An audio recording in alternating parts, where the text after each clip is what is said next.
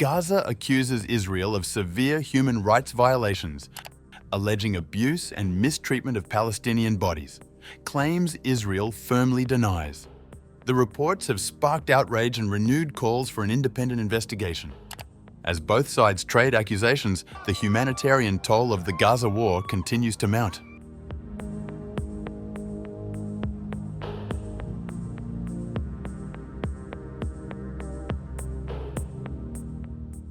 Authorities in Gaza have accused the Israeli army of stealing organs from Palestinian corpses and called for an international committee to investigate a horrific crime.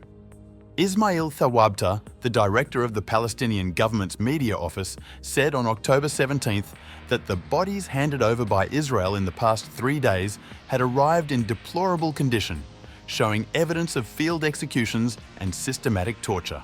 Thawabta added, "The Israeli occupation handed over 120 corpses through the International Committee of the Red Cross over the past 3 days. Parts of many corpses were missing, including eyes, corneas, and other organs." The Palestinian official urged the international community and human rights organizations to immediately form an international investigation committee to hold Israel accountable for serious violations against the bodies of the deceased and the theft of their organs. Authorities were unable to identify the bodies and were forced to bury them in separate body bags in a single large grave near Nasser Hospital. Media reports suggest that torture is clear from the marks left on these bodies and the blindfolds and handcuffs still on some of them. They had been tortured before their deaths, possibly executed. The torture was confirmed by Palestinian detainees released by Israel as part of the Gaza ceasefire deal that has also seen the release of Israeli captives from Gaza. Reports that Israel tortures Palestinian detainees in its jails have been common for years and have increased since the start of Israel's war on Gaza, with some Israeli politicians even defending the practice. At least 75 Palestinian detainees have also died in Israeli jails since October 7, 2023, according to the United Nations.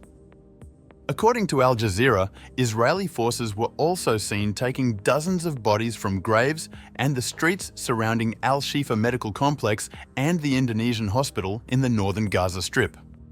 Israel currently has bodies of 735 Palestinian prisoners, including 67 children, the Palestinian National Campaign for the Retrieval of Martyrs' Bodies said. Most of the bodies that have been handed over so far are barely recognizable and are adding to the misery of a war-torn community. We call on the Red Cross, international bodies and the World Health Organization to communicate with the Israeli army to be able to identify the bodies and their names, because we do not know their names. They have sent numbers and we do not know their names. We do not know how to describe which is for which. And everyone is saying, "This is my son, this is my son," and we do not know. I hope they would communicate with the Israeli army so they can tell us their names and who are the detainees and who are those dead, to tell us their names. These are numbers, and we don't know what these numbers are. Although the Israelis have denied the allegations, the mounting evidence has become irrefutable of late.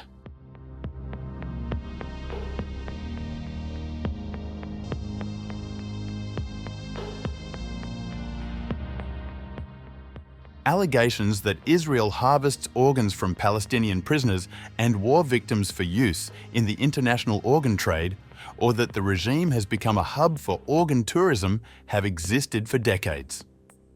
These claims are not limited to wartime, suggesting that even in times of relative calm, Palestinian bodies are commodified, adding a shocking layer to the ongoing violations of human rights. Israeli officials have previously admitted to harvesting organs from Palestinians and others. In a controversial program by Israel's Channel 2 in 2009, senior Israeli officials confessed to stealing skin from deceased Palestinians and African workers to treat burns suffered by Israeli soldiers. The head of Israel's skin bank revealed that the regime's stockpile of human skin had reached 17 square meters, an unusually large amount for such a small population, suggesting large-scale organ collection. Dr. Munir Albersh, director of Gaza's health ministry, speaking about the despicable mutilation of the Palestinian bodies, said, "Crimes that cannot be hidden. This is how the bodies of Gaza's prisoners were returned, blindfolded, bound like animals, and bearing signs of severe torture and burning.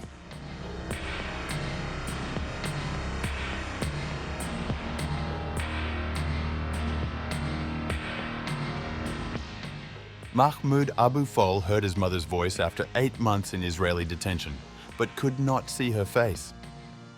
A 28-year-old from northern Gaza, Abu Fol was arrested from Kamal Adwan Hospital in Beit Lahia in late December and imprisoned in Israeli detention facilities, where he says guards tortured and beat him so severely that he lost his sight. Released last week as part of the hostage exchange, that has seen nearly 2,000 Palestinian detainees let out from Israeli jails, with many bearing visible signs of abuse. Fol, who had already lost his leg in a 2015 Israeli bombing, told Al Jazeera he endured relentless torture during his imprisonment. At Sderteiman prison, a facility other detainees describe as the prison that breaks men, Abu Fol endured repeated beatings and torture. I kept asking for medical treatment, but they only gave me one type of eye drops which did nothing. My eyes kept tearing constantly, with discharge and pain, but no one cared. I tried a hunger strike to demand treatment, but said prison authorities did not respond. Fol's account aligns with a growing body of evidence documenting systematic abuse in Israeli prisons. Many of the Palestinians released this week emerged emaciated or with visible injuries. One prisoner had lost nearly half his body weight during detention.